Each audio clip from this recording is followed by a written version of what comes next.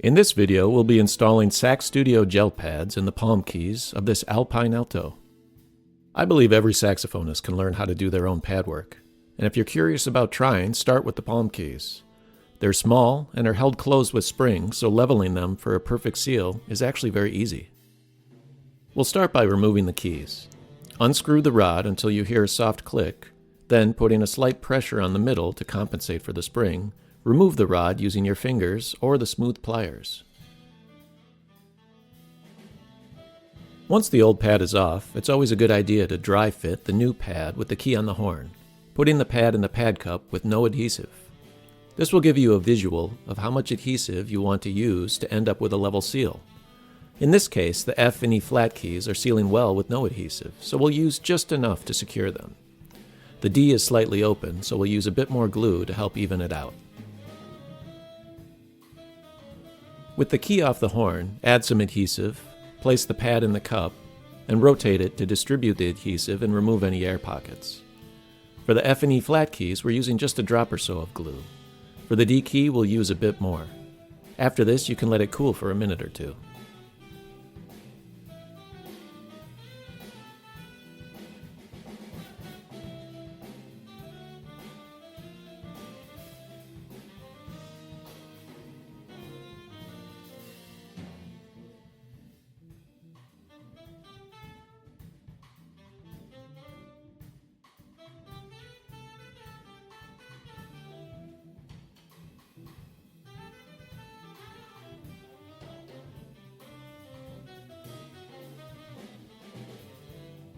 Reinstall the key on the horn and re-engage the spring.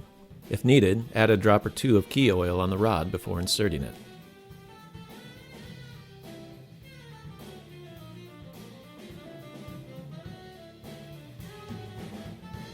Once the key is back on the horn, use the leak light to check the seal. Surprisingly, the F key is already sealing well with no additional leveling, so we'll just leave it.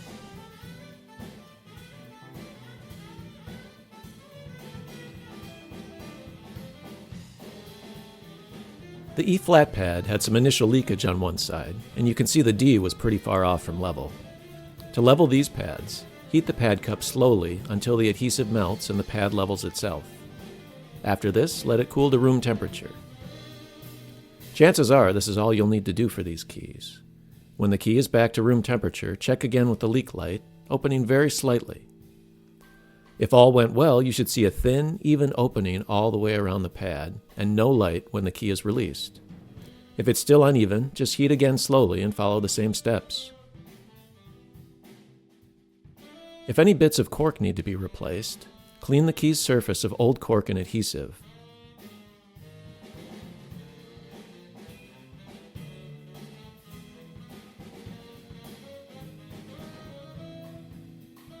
Apply a small amount of contact cement to the cork and key and wait for it to become tacky.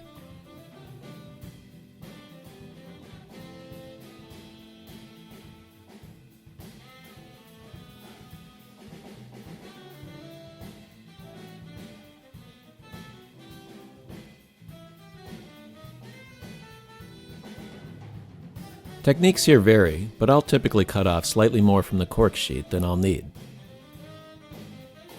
Firmly push the sticky side of the cork to the key, then trim any excess using a razor blade or other sharp cutting tool.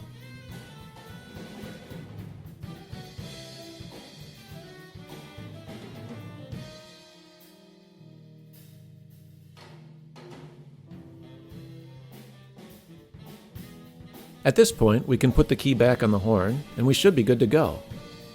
That's all for this video. If you want to learn more about SaxStudio GelPads, visit our shop at saxstudio.us.